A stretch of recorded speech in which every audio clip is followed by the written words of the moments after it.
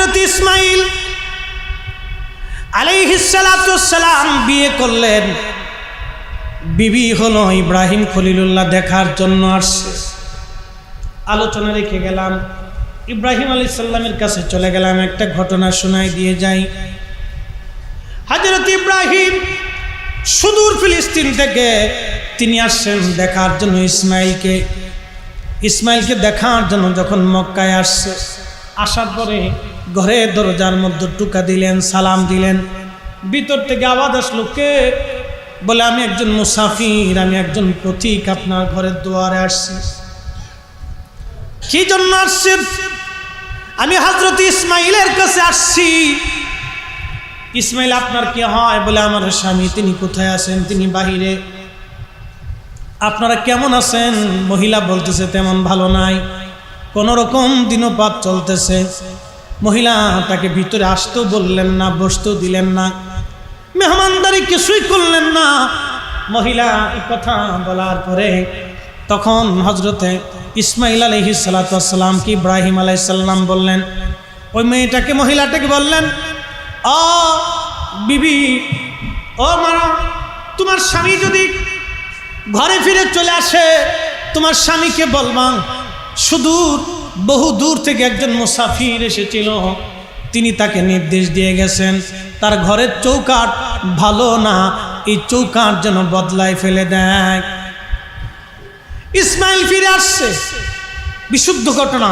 ইমাম ইবনে কাসির আল বেদায়ের ভিতরে লিখছেন, অনেক কিতাবের মধ্যে ঘটনা ঘটছে। ইব্রাহিম খলিলুল্লাহ পরের তারিখ আবার আসছে, সালাম দিলেন ও ইসমাইল আলাইহিস সালাম ফিরে আসলেন। ফিরে আসার পরে বললেন, স্ত্রী বলতেছে, স্বামী আমার ভিতরে আসেন। ইসমাইল আলাইহিস সালাম বললেন, বিবি রে, আবার বাড়িতে মনে হয় কোনো মেহমান এসেছিল। বলে হ্যাঁ। কোথার থেকে? বলে বহু দূর থেকে একজন মুসাফির এসেছিল, সালাম দিয়ে আমাদের কথা জিজ্ঞেস করেছে, তুমি কি বলেছ? বলছি তেমন ভালো নাই, দিনপাত আমাদের ভালো চলতেছে না। তুমি কি তাকে বসতে দিয়েছো? বলে না। মেহমানদারি করেছো? বলে না, তাও করি নাই। যাওয়ার সময় কি বলেছে? বলেছে, স্বামী আপনার ঘরের চৌকাঠ নাকি ভালো না, এটা পরিবর্তন করার জন্য হুকুম দিয়ে গেছে। তখন ইসমাইল ডাক দিয়ে বলেন, বিবি রে, তুমি চিনো নাই, তিনি জমানার পয়গম্বর, আল্লাহর খলিল, তিনি আমার বাবা ইব্রাহিম আলাইহিস সালাম। তিনি এসেছিলেন, তুমি চিনতে পারো নাই। খারাপ ব্যবহারের জন্য আমার বাবা বলে দিয়ে গেছে ঘরের চৌকাঠটা যেন পরিবর্তন করে দেয়। এই চৌকাঠটার নাম তুমি বিবি। বিবি রে, তুমি বাড়ি চলে যাও, তোমাকে তালাক দিয়ে দিলাম, তোমার সঙ্গে আমার আর সংসার হবে না, কারণ আমার বাবার হুকুম অমান্য করার সুযোগ আমার নাই। আল্লাহু আকবার জোরে বলুন। হযরত ইসমাঈল আবার বিয়ে করলেন। পরের তারিখ ইব্রাহিম খলিলুল্লাহ আসছে, এসে সালাম দিলেন, আসসালামু আলাইকুম রহমতুল্লাহ। ভিতর থেকে জবাব আসলো, আলাইকুম আসসালাম। কে আপনি? বলে আমি একজন মুসাফির, বহু দূর থেকে আসছি। বলে ভিতরে আসেন। কেন আসছেন? বলে ইসমাইলকে আসেননি। বলে হ্যাঁ, আমার স্বামী আছেন, তিনি বাইরে গেছেন, আপনি ভিতরে বসেন, আমি আপনার জন্য সুন্দর মেহমানদের এই ব্যবস্থা করতেছি, বিশ্রাম করেন, তিনি আসুন, তারপরে কথা বলে যাবেন। তখন ইব্রাহিম আলাইহিস সালাম বললেন, আপনাদের দিন কেমন চলে? বলে আলহামদুলিল্লাহ, আমাদের দিন বলো ভালোই চলতেছে। আপনারা খান কি? বলে আমাদের খাবার হলো গোশত। আর কি খান? বলে আমাদের খাবার হলো পানীয়। ইব্রাহিম দোয়া করলেন, হে রব্বে করিম, আমার আওলাদ, এই বংশে, এই কাবাতে, এই মক্কাতেই বাসিন্দাদের জন্য তুমি গোশতর ব্যবস্থা করে দাও। আল্লাহ, তাদের জন্য চিরদিনের জন্য কিয়ামত পর্যন্ত তাদের খাবার হিসেবে তুমি গোশতের ব্যবস্থা করো। নবীজি বললেন, ওই সময় যদি হযরত ইসমাইলের বিবি বলতেন আমাদের খাবার দাবার হলো ফসলাদি, গম জব, তাহলে ইব্রাহিম দোয়া করলে সারা মক্কায় গম জব হতো। কিন্তু ইব্রাহিম যে দোয়া করেছে, কিয়ামত পর্যন্ত মক্কায় গম জব হবে না, কিন্তু কিয়ামত পর্যন্ত মক্কায় গোশতের অভাব হবে না। একবার জোরে বলা যাবে কি মারহাবা। হে মুসলমান, প্রিয় যুবক ভাইরা, হযরতে ইসমাইল ফিরে আসছে, এসে বললেন, বিবি রে, বাড়িতে মনে হয় মেহমান এসেছিল, সুঘ্রাণ আসে। বলে, হ্যাঁ স্বামী, আমার মেহমান এসেছে, একজন মুসাফির, বয়োবৃদ্ধ সুন্দর একজন মানুষ এসেছিলেন, তিনি সালাম দিয়েছে। আমি তাকে বসতে বলেছিলাম, নাস্তা খাবার দাবার দিয়েছিলাম মেহমানদেরই, তিনি আমার জন্য দোয়া করে গেছেন, আর একটা কথা বলে গেছেন। কি? ঘরের চৌকাঠটা বলে সুন্দর, কোনোদিন যাতে চৌকাঠ পরিবর্তন না করেন, এই কথা বলে গেছে। বিবিরে, তুমি চিনো নাই, উনি অন্য কেউ না, উনি যমুনার পয়গম্বর, আল্লাহর খলিল, আমার আব্বা জান হযরতে ইব্রাহিম আলাইহিস সালাতু ওয়াস সালাম তোমাকে খুব পছন্দ করেছেন, প্রশংসা করে গেছেন, আর তোমার ব্যাপারে বলে গেছেন যে তোমাকে যেন কোনো দিন আমি ছেড়ে না দেই, তালাক না দেই, তোমাকে তিনি পছন্দ করেছেন। বিবি, তুমিও চিন্তা করবে না, তুমি আমার, আমি তোমার সারা জীবন একসঙ্গে কাটাই দিব, এটা আমার বাবা জানের হুকুম। বলেন মারহাবা। পৃথিবীর মধ্যে যে 10 জন সাহাবী দুনিয়া থেকে জান্নাত পেয়েছিলেন, 10 জন সাহাবীর প্রথম সাহাবীর নাম হযরত আবু বকর, দ্বিতীয় সাহাবীর নাম হযরত ওমর, তৃতীয় সাহাবীর নাম হযরত উসমান, এরপরে হযরত আলী, এরপরে তালহা, এরপরে জুবাইর, এরপরে আব্দুর রহমান ইবনে আউফ, এরপরে সাদ বিন আবি ওয়াক্কাস, এরপরে সাঈদ ইবনে জুবাইর, এরপরে হযরত আবু উবাইদা ইবনে জাররাহ রাদিয়াল্লাহু আনহু। এই 10 জন সাহাবী দুনিয়া থেকে জান্নাতের সার্টিফিকেট নিয়ে তারা কবরে চলে গেছে। একবার জোরে বলা যাবে কি মারহাবা। এই 10 জন সাহাবী দুনিয়া থেকে কেন জান্নাত পাইল? এর পিছনে একটা ছোট্ট কারণ। নবীজি মসজিদে নববীর মধ্যে খুতবা দিচ্ছিলেন, একাধারে 7 দিন মদিনার মধ্যে দুর্ভিক্ষ, কোনো খাবার নাই, অভাবের তাড়নায় সারা মদিনার মানুষ কান্না জড়িত, পয়সা আছে কিন্তু খাবার নাই। মদিনায় বিরাট বড় দুর্ভিক্ষ লেগে গেল। ইসলামের প্রাথমিক সময় চলতেছিল তখন। সিরিয়া থেকে এক দল বণিক এসেছে মদিনাতে, টাকা পয়সা, সোনা দানা, খাবার দাবার, অনেক মাল সামানা নিয়ে তারা আসছে, গম জম এইগুলি নিয়ে তারা আসছে, খেজুর জব রুটি, এই খাবার দাবার নিয়ে সিরিয়ার থেকে বণিক দল মদিনাতুল মুনাওয়ারা আসছে। আসার পরে হযরতে রাসূল করিম সাল্লাল্লাহু আলাইহি সাল্লাম খুতবা দিচ্ছিলেন মসজিদের মধ্যে দাঁড়ায় দাঁড়ায়। এমন সময় একজন ঘোষণা দিয়ে গেল মসজিদের সামনে দিয়া, শুনছো মদিনাবাসী, মদিনাতে যাদের দুর্ভিক্ষ লেগে গেছে, সিরিয়ার থেকে একদল বণিক আসছে খাবার দাবার নিয়ে, তোমরা যত তাড়াতাড়ি সম্ভব খাবার দাবার কিনতে চলে যাও, চলে গেলে আর পাওয়া যাবে না তাদেরকে। এ আশা নিয়ে হযরতে রাসূল করিমের সাহাবীরা মসজিদের ভিতর থেকে পিছনের কাতার থেকে যেতে যেতে যেতে যেতে নবী খুতবা দেয়, সাহাবীরা চলে যায়। চিন্তা করেন কত কঠিন পরিস্থিতি ছিল। জুমার দিন নবী খুতবা দিচ্ছে, সাহাবীরা মসজিদ রেখে চলে যাচ্ছে। কত কঠিন দিন ছিল সেই দিন। একাধারে 7 দিন মদিনার কারো ঘরে কোনো খাবার নাই, এত পরিমাণে দুর্ভিক্ষ মদিনাতে লেগে গিয়েছিল। মা বাবার সামনে ছেলে মেয়েগুলি খাবারের জন্য কান্না করে। বলেন তো, চোখের সামনে সন্তান যদি খাবারের জন্য কাঁদে, পৃথিবীর কোন বাবা মা সহ্য করতে পারে? রক্ত বিক্রি করে হলো সন্তানের মুখে খাবার দেওয়ার জন্য বাবা মা চেষ্টা করে। কিন্তু আজকেও ভিডিওতে দেখলাম বৃদ্ধাশ্রমে ঈদ, যারা বৃদ্ধাশ্রমে থাকে তাদের ঈদ কেমন কাটতেছে দেখতে যায় চোখের পানি চলে আসলো। একজন মুরব্বী কেঁদে দিয়ে বললেন, বাবা, পৃথিবী কেমন এখন বোঝা যায়, কোন দিন ঈদ যায় কোন দিন ঈদ না হয় আমরা বুঝতে পারি না। হ্যাঁ মুসলমান, সাহাবীদের জীবন থেকে, হযরতে ওমর রাদিয়াল্লাহু আনহুর জীবন থেকে শোনাচ্ছি আমি। মসজিদে নববীর ভিতরে সব সাহাবী চলে গেল। সাহাবী যেতে যেতে যেতে যেতে সব সাহাবী চলে যাওয়ার পরে মাত্র 10 জন সাহাবী নবীর সামনে বসে আছে। প্রথম নম্বরে হযরত আবু বকর। নবীজি খুতবা শেষ করার পরে বলেন, আবু বকর ফিল জান্নাতি, আমার আবু বকর হলো আল্লাহর জান্নাতি। একবার জোরে বলা যাবে কি মারহাবা? আবু বকর জান্নাতি, ওমর জান্নাতি, উসমান জান্নাতি, আলী জান্নাতি, তালহা জান্নাতি, জুবাইর জান্নাতি, আব্দুর রহমান ইবনে আউফ ফিল জান্নাতি, সাদ বিন আবি ওয়াক্কাস ফিল জান্নাতি, সাইদ ইবনে জুবাইর ফিল জান্নাতি, আবু উবাইদা ইবনে জাররাহ ফিল জান্নাতি। এই 10 জন সাহাবীর নাম ঘোষণা দিয়ে বললেন, এরা দুনিয়া থেকে জান্নাতের সার্টিফিকেট পেয়ে গেল, আমার আল্লাহ তাদের জীবনের আগে পরের সব গুনাহ মাফ করে দিল। কেন? সব সাহাবী খাবারের জন্য মসজিদ ছেড়ে চলে গেছে, মাত্র 10 জন রাসূলের সামনে বসে রয়েছে।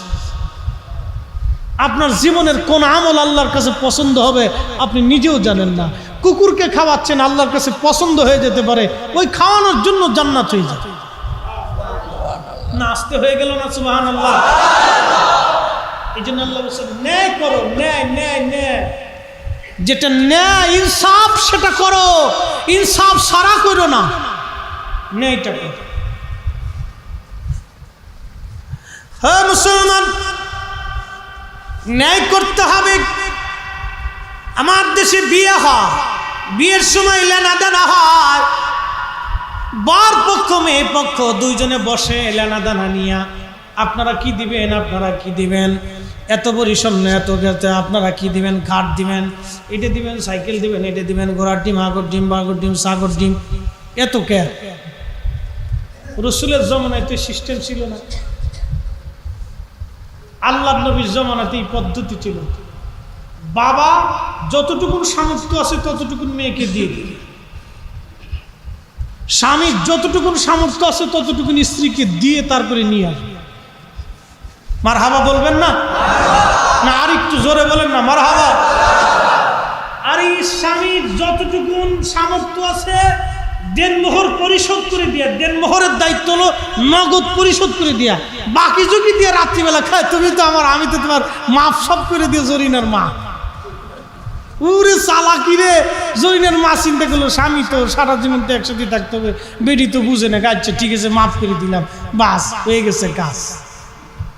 দেনমোহর তো মাপ সাপের জিনিস না, খয়রাতি ব্যবসা বা এটা কোনো খয়রাত তৈরত না, এটা জীবন, এটা তার স্ত্রীর হক, আপনি পুরাটা তার বুঝাই দিয়ে দিবেন।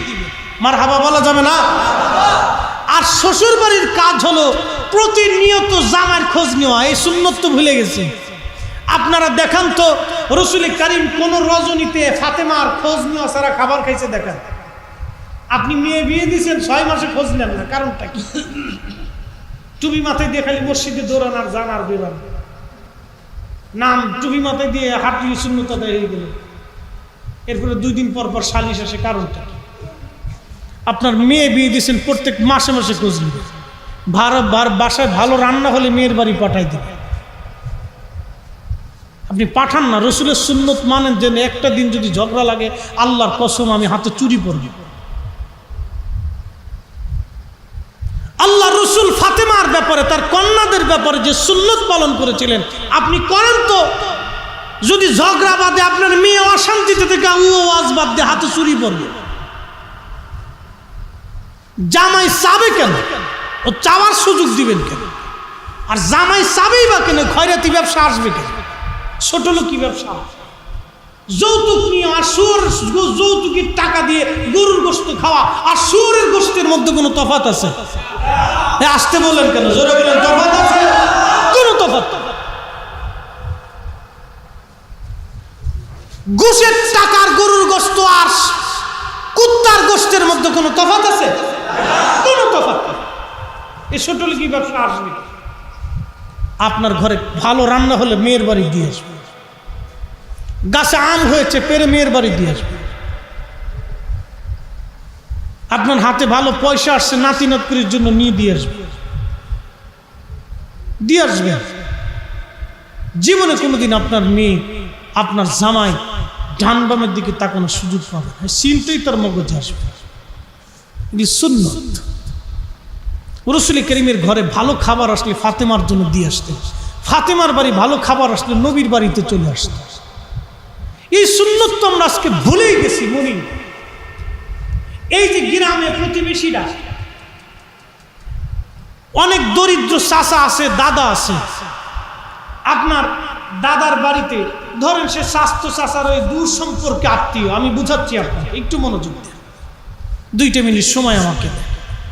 এই যে দূর সম্পর্কে একজন চাচা, তার বাড়িতে আজকে খাবারের খুব সংকট, আপনার বাড়িতে পোলাও বিরিয়ানি গরুর গোশত রান্না হয়েছে, চিবিনকিরি বাড়ির ভিতরে একটু ভরি নিয়ে ওই দাদার বাড়িতে দিয়ে আসে, খাবারটা সামনে নিয়ে নাতিগুতি নিয়ে খাবে আর আপনার জন্য দোয়া করবে। ওই দোয়াতে আপনার জন্য আল্লাহ কোথার থেকে রিজিক বরাদ্দ করবে আপনি নিজেও জানেন। এগুলি তো আমরা ভুলে গেছি, আমরা ভুলে গেছি, মনে নাই, এই সুন্নতগুলি ভুলে গেছি। হ্যাঁ মুসলমান, এই সুন্নতগুলি পালন করবেন। মা বোনেরা আপনাদেরকে বলে দিয়ে যায় সুন্নত পালন করবেন। কেন জামাইজন ঝগড়া করবে? কেন শাশুড়ি যারা আছেন কিসের জন্য ঝগড়া হবে? ভালো খাবার রান্না হলে জামাই বাবাকে ডেকে নিয়ে আসবেন, আদর করে তাকে খাওয়াবেন, সন্তানের মতো দেখবেন। খোদার কসম করে বলি, জামাই আপনার মেয়ের দিকে চোখ রাঙিয়ে কোনোদিন কথা বলবে না। আপনার একটা সন্তানের মতো যদি আপনি দেখেন কোনো সমস্যা হবে না। আল্লাহর নবী সারা জীবন সন্তানের মতো দেখেছেন এইভাবে। ও মুসলমান, 10 জন সাহাবী জান্নাত পেয়ে গেল। আবু উবাইদা ইবনে জাররাহ ছিলেন অর্থমন্ত্রী। আল্লাহর নবীর সাহাবী হযরত ওমর চিঠি লিখলেন, হে অর্থমন্ত্রী, আমার বাড়ি ঈদের কাপড় চোপড় নাই, আগামী 1 মাসের বেতন আগাম আপনি আমার জন্য বরাদ্দ করে দেন। হযরত ওমর রাদিয়াল্লাহু আনহু এই চিঠিখানা যখন দিলেন, আবু উবাইদা ইবনে জাররাহ চিঠিখানা পড়ে চোখের পানি ফেলে ফেলে কাঁদে আর বলে, আল্লাহ, আজকে খলিফাতুল মুসলিমিন হযরত ওমরের বাড়িতে আজকে এই যে ঈদের কাপড় কিনবে সেই টাকা তারা হাতে নাই। বসে বসে কাঁদতেছিলেন।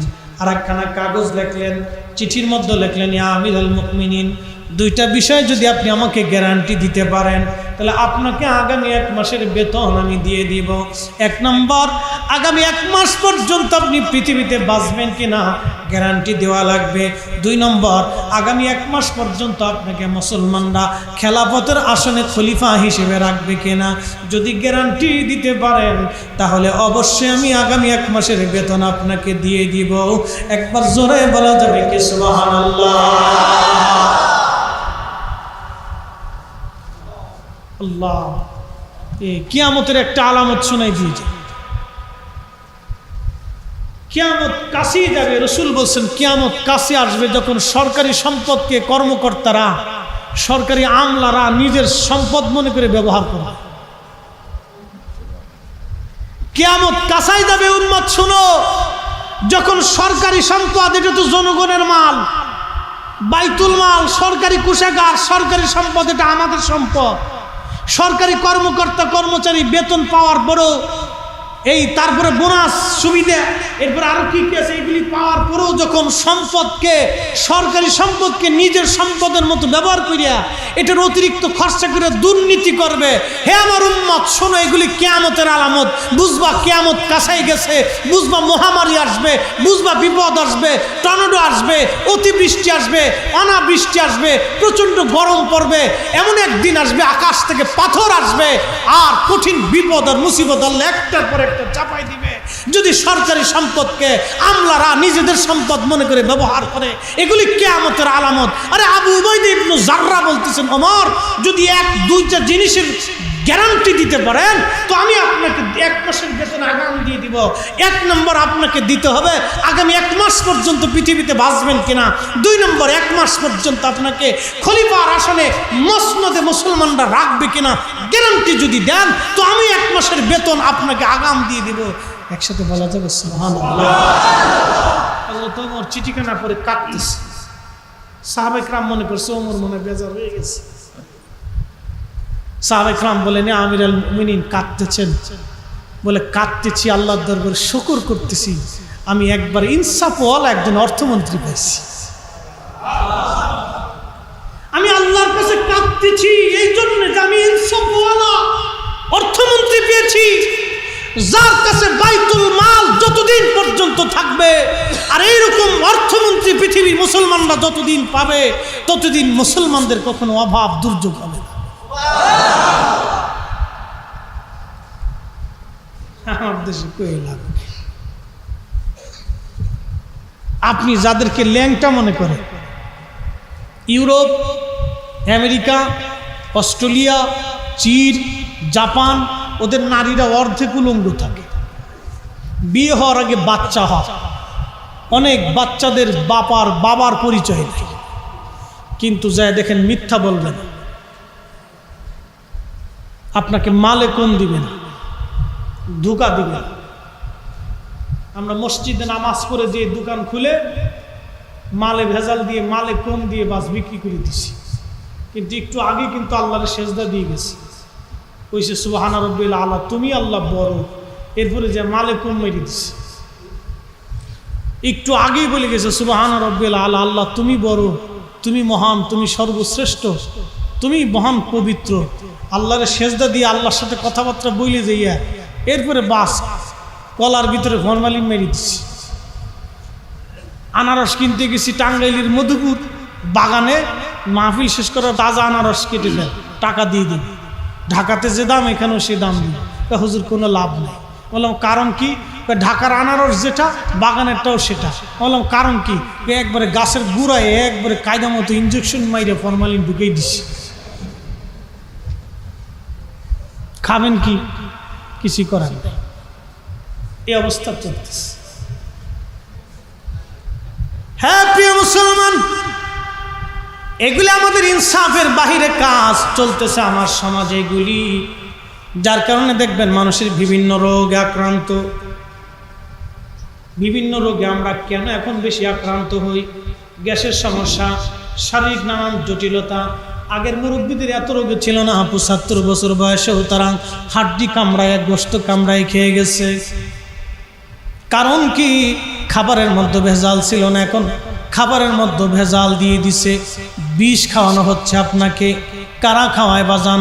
সামান্য অর্থ লোভের জন্য, অল্পতেই অল্প সময়ে বেশি ধনী হওয়ার জন্যে এই মানুষগুলি আমাদের দেশের মানুষকে বিষ প্রয়োগ করতেছে, বিষ খাওয়াচ্ছে। একটার পর একটা ভেজাল, নিত্য নতুন নতুন নতুন নতুন ভেজাল।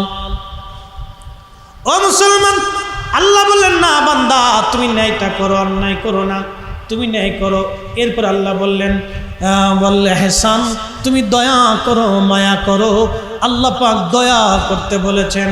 রাসূল কারীম বলেন, মাল্লাম ইয়ারহামিন নাস মাল্লাম ইয়ারহামিল্লাহ, যে মানুষকে দয়া করে না আমার আল্লাহ তাকে দয়া করে না। যে মানুষকে দয়া করে আল্লাহ তাকে দয়া করে, যে মানুষকে দয়া করে আল্লাহ তাকে দয়া করে। একবার জোরে বলা যাবে কি সুবহানাল্লাহ? খিজির আলাইহিস সালামের নাম শুনছেন?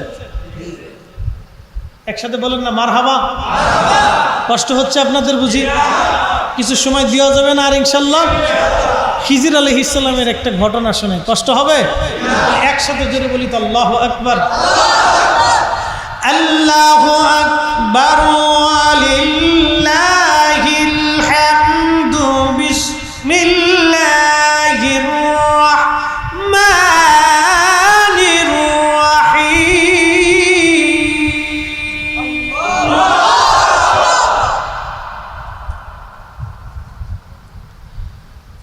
وعلمناه من لدنا علما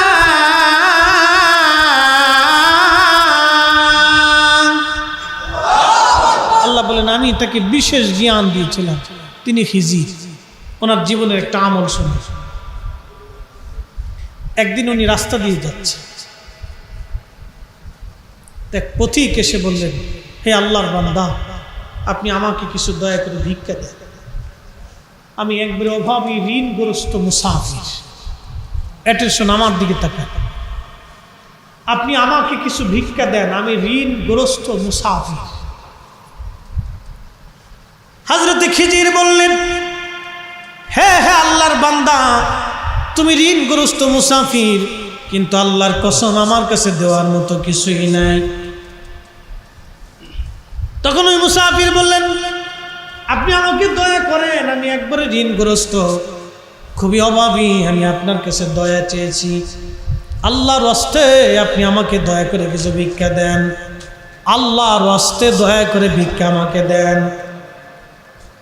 হযরত খিজির বললেন, ওহে আল্লাহর বান্দা, তুমি আল্লাহর হস্তে আমার কাছে জানদা করেছো, আমি তোমাকে ফেরত দেব না।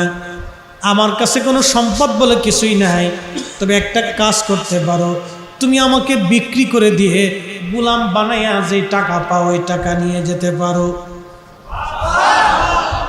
আগে মানুষ বেচা কিনা হতো, তখন ওই ভিক্ষুক বলতেছে, মুসাফির ঠিক আছে তো? বলে হ্যাঁ। তুমি যেহেতু আল্লাহর হস্তে জানদা করেছো, আর আল্লাহর হস্তে জানদা করলে তাকে ফেরত দেওয়া যায় না, এখন আমি তো তোমাকে কি করে ফেরত দিব, আমার কিছুই তো নাই, তাহলে তুমি আমাকে বাজারে নিয়ে যাও, বিক্রি করে দাও, যা টাকা পাবে তুমি নিয়ে যাবে, আমি সারা জীবন গোলামি খাটবো। ওই লোকটা হযরত খিজির আলাইহিস সালামকে নিয়ে গেলেন, নিয়ে যাওয়ার পরে গোলামির জন্য বাজারে উঠাইলেন, বিক্রি করে দিয়ে লোকটা টাকাগুলি নিয়ে গেলেন, হযরত খিজির আলাইহিস সালামকে বিক্রি করে দিলেন। খিজির আলাইহিস সালামকে যার কাছে বিক্রি করলেন সেই লোকটা আবার অনেক ভালো মানুষ ছিল, অনেক ধনী ব্যক্তি ছিল, তিনি কিনে নিয়ে আসছে। কিনে নিয়ে আসার পরে বহুদিন হলো খিজিরকে দিয়ে কাজ করান না, মারহাবা বলো, খিজিরকে দিয়ে কাজ করেন, শুধু খাবার দাবার দেয়, বিশ্রাম টিশ্রাম। তো জিজ্ঞেস করলেন খিজির আলাইহিস সালাম, ও আল্লাহর বান্দা, আপনি আমাকে কিনে নিয়ে আসলেন, তো কোনো কাজ বাস্তব কিছু করান, তো কিছু কাজ তো করান, আমি তো আপনার গোলাম। তো বলতেছে না, আপনার কাজ করতে হবে, আমি এমনিতে আপনাকে কিনে নিয়ে আসছি, আপনি থাকেন। বলে না, কাজ না করলে হবে না, আমাকে কিছু কাজ দিতেই হবে। তো বলছে আচ্ছা ঠিক আছে, তাহলে আমার জমিন আছে, আপনি একটু জমিন চষেন, ফসলাদি কাটেন, দেখাশোনা। জমিন চষতে যেখানে 6 জন লোকের দরকার 6 দিন লাগে, খিজির আলাইহিস সালাম 1 ঘন্টায় সব করে দিয়ে চলে আসছে। জমিনের মালিক চিন্তা করে, এই বেটা আবার কেডারে, মারহাবা বলবেন। খিজির আলাইহিস সালামকে আল্লাহ ইলমে লাদুন্নি দিয়েছিল, 6 দিনে 6 জন কর্মচারী যা কাজের প্রয়োজন ছিল সেই 1 ঘন্টার ভিতরে সব সারিয়ে দিয়ে চলে গেছে। তখন মালিক চিন্তা করে, লোকটা তো সাধারণ লোক না, লোকটা তো বিশাল কোনো আল্লাহ বলা লোক। আচ্ছা ঠিক আছে, আর কোনো কাজ দেয়। মালিক একদিন ডাক দিয়ে বলতেছে, খিজির, বলে হ্যাঁ, আমি তো একটু মুসাফির হব, সফরে বের হব, তা আমার স্ত্রী, আমার সন্তান, আমার পরিবার, আমার সব কিছু তোমার কাছে আমানত দিয়ে, আমি তোমাকে খুব আমানতওয়ালা পেয়েছি। তো বলতেছে মালিক, আপনি আমাকে কিছু কাজ দিয়ে যান, একবারে বেহুদা বসে থাকতেও ভালো লাগে না, আমি তো আপনার গোলাম। তো মালিক ডেকে বলে, খিজির, আপনার জন্য একটা কাজ হলো, আমি সফর থেকে ফিরে আসতে আমার কয়েক মাস সময় লাগবে, আপনি আমার জন্য সুন্দর করে ইট বানায় রাখেন, ইট, মাটি আর পাথর দিয়ে ইট বানায় রাখবেন, আমি এসে ইট গাঁথনি গেঁথে আমি একটা বিল্ডিং বানাবো। হযরত খিজির আলাইহিস সালামকে রেখে মালিক চলে গেলেন কাজে। বহুদূর সফরে চলে যাওয়ার পরে আল্লাহর ওলি খিজির আলাইহিস সালাম, কেউ বলেছেন তিনি নবী ছিলেন, কেউ বলেছেন ওলি ছিলেন, মতানক্য আছে, কেউ বলেছেন তিনি নবী, কেউ বলেছেন ওলি, যাই হোক না কেন সে আল্লাহর একজন প্রিয় বান্দা। চলে গেলেন মালিক। বহুদূর চলে যাওয়ার পরে খিজির আলাইহিস সালাম যখন মালিক ফিরে আসছে, আসার পরে দেখলেন ইট তো না, একবারে বিরাট বড় একটা প্রাসাদ বানায় রাখছে, বিরাট প্রাসাদ বানায় রাখছে। মালিক এসে দেখো ঘটনা কি। খিজির, জি মালিক, বলছিলাম ইট বানাইতে, এটা কি? বলে হ্যাঁ, আপনার জন্য প্রাসাদ বানাই ফেলছি, বিরাট বড় প্রাসাদ বিল্ডিং বানাইছে। কি করে সম্ভব? আল্লাহ করেছে। তখন খিজির আলাইহিস সালামকে মালিক বলতেছে, আপনি কে, আপনার পরিচয়টা আমাকে দেন। বলে না, দেওয়া যাবে। বলে না, আপনি সাধারণ কোনো ব্যক্তি না, পরিচয় দেওয়া যাবে না। পরিচয় দেন। কেন পরিচয় দিব? কেন আপনি সাধারণ ব্যক্তি না, আপনাকে আমি আর রাখবো না। তো না রাখলে তাহলে আপনি আমাকে মুক্ত করে দেন।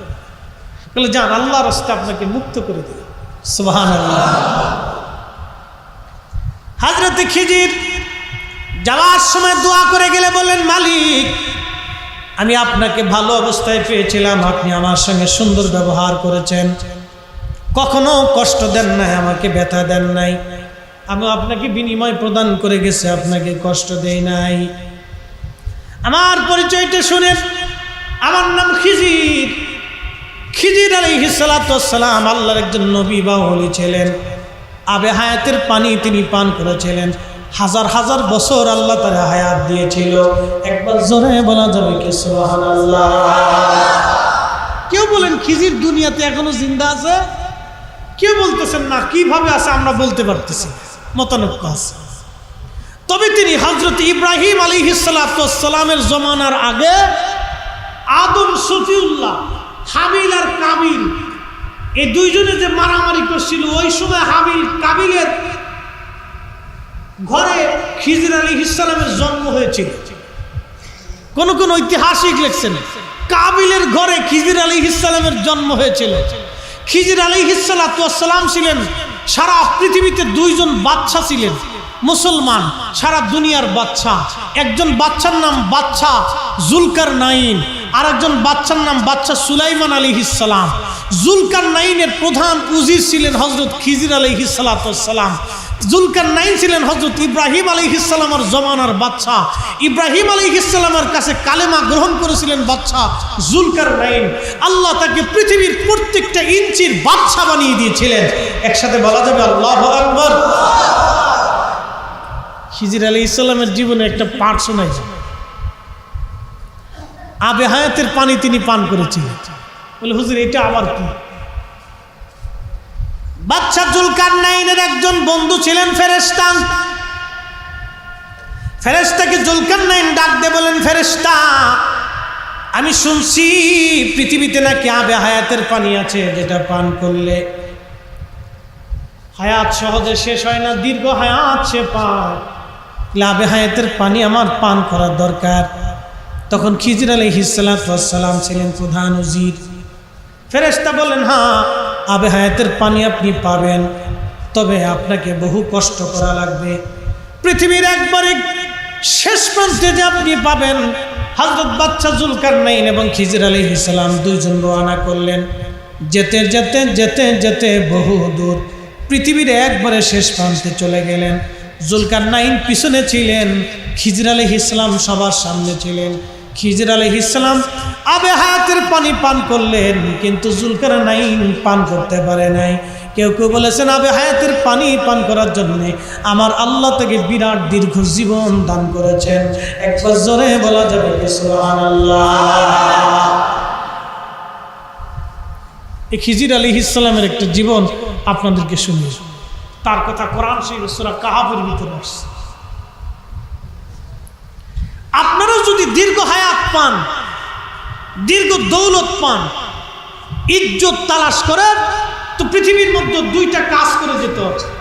একটা কাজ আপনাকে করতে হবে, ঘরে বাবা মা যদি থাকে সারা জীবন বাবা মার সেবা করবেন। বলে কিভাবে? আপনাকে বাবা মা যেইভাবে লালন পালন করছে আপনিও সেইভাবে বাবা মাকে লালন পালন করবেন। একসাথে বলা যাবে মারহাবা। কয়টা জিনিস পাবেন? দুইটা। এক নম্বর হায়াত, দুই নম্বরে দৌলত, তিন নম্বর ইজ্জত। তিনটা জিনিস যদি চান তো আপনাকে পিতামাতার খেদমত করে যাইতে হবে। এই তিনটা জিনিস আপনার একটা কাজের মধ্যে নিহিত থাকবে, ইজ্জত, হায়াত, দৌলত। পিতামাতার খেদমত করে যাবেন। আর একবার বাবা মার চেহারার দিকে মহাব্বতের নজরে তাকাইলে আল্লাহ একটা কবুল হজের সওয়াব লিখে দিন। বাবা হজ হবে গ্যারান্টি আছে? জোরে বলেন, কোনো গ্যারান্টি আছে? আপনি হজ করতে গেছেন 6 লক্ষ টাকা খরচ করে, 4 লক্ষ টাকা খরচ করেছেন, এই তাওয়াফ করেছেন, বহু পরিশ্রম। হজ করা 4 টাকানি কথা না, অনেক কষ্ট। এই বিরাট কষ্ট করে হজ আপনি আদায় করছেন, গ্যারান্টি কবুল হয়েছে কিনা কেন গ্যারান্টি নাই। কিন্তু মায়ের চেহারার দিকে একবার মহাব্বতের নজরে তাকাবেন, আল্লাহ রাসূল বলেন একটা কবুল হজের সওয়াব আল্লাহ আমল নামে লিখে দিবে। সুবহানাল্লাহ। ফরজ ফরজ ফরজ ফরজ ফরজ। কিন্তু বড় দুঃখের বিষয় হলো সত্য, আমরা এটা বুঝতে চেষ্টা করি, আচ্ছা আপনাদেরকে একটা কথা বলি, বাবা মা বৃদ্ধাশ্রমে থেকে ওই লোক যদি 36,000 বড় হজ করে, কাজ হবে? কি মনে হয় আপনাদের? সুযোগ আছে? আচ্ছা এই মসজিদে কেউ যদি কুত্তার গোশত খেয়ে নামাজে দাঁড়ায়, কুকুরের গোশত খাইয়ে আইসে যদি কেউ নামাজে দাঁড়ায়, সুন্দর মতো গোসল টোসল করি, একবারে লাখ সাবান, এই লাইফ বয় সাবান দিয়ে গোসল টোসল করি, একবারে খুব ঢকালা সৌদি আরব থেকে কাপড় এনে জুব্বা বানাইয়া পাগড়ি টাগড়ি সুন্দর করে বাইন্দে সেন্ট পেন্ট আতর মতো লাগাইয়া কায়দা মতো যায় নামাজ বিছিয়ে দিয়ে একবারে সুন্দর মতো নামাজে দাঁড়ায় গেছে, একবারে পুরো কোরআন শরীফ 2 রাকাত নামাজে শেষ করে ফেলাইছে, এরকম নামাজ পড়লেও কবুল হবে? কারণ কি? একবারে ভিতরেরটা শেষ। কতক্ষণ ঠিক কিনা? কেউ যদি লক্ষ বছর হজ করে বাবা মা বৃদ্ধাশ্রমে থাকলে, কেউ যদি 1000 বার হজ করে বাবা মার খেদমত যদি না করে, কাজ হবে? নাই, কোনো লাভ নেই, কোনো লাভ নেই।